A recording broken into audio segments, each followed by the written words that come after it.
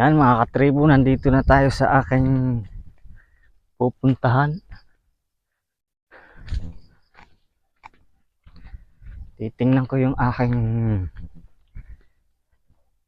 bahay dito, napakaganda. Ito yung bahay ko dito, ito yung nasira na nung bumagyo. Sira-sira na yun, butas-butas, warak. Ito ang loob niyan mga katribo, sira, butas na ang sira na. Sira. Dito ako dati nakatira. Ito'y matagal kong tinitirhan. At ito nga ang aking bahay. May malaki akong salamin dito.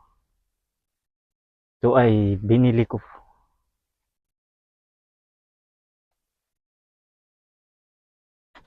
Meron din akong mga konting gamit-gamit. Napakalaki ng salamin ko dito mga katribo. Ito ay 300 yata to o 200. Parang ang laki nito. Ito ang bahay ko. At meron ako ditong barbell. Ito ay exercise ko tuwing umaga.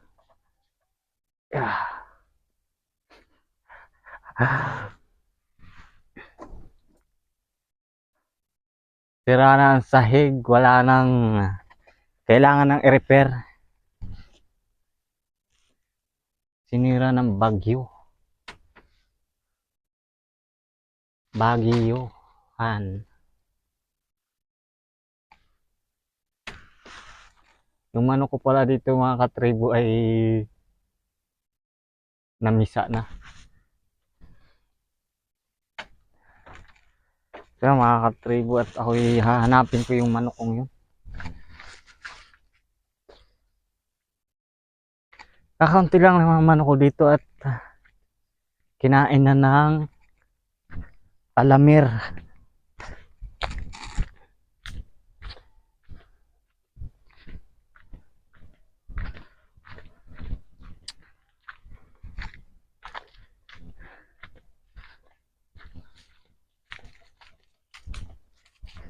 Ko nga.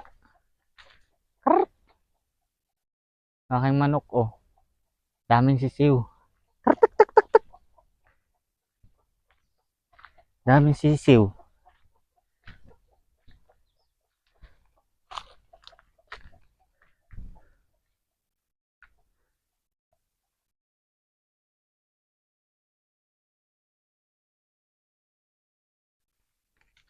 Ito nga pala mga katribo ay magbabayo ako ng palay para may patuka ako sa manok.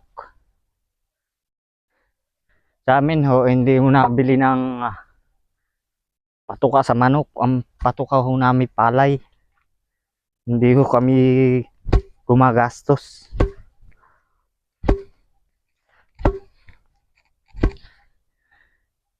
Ang gagawin ko dito ay parang dudurugin ko lang, parang bago bigas.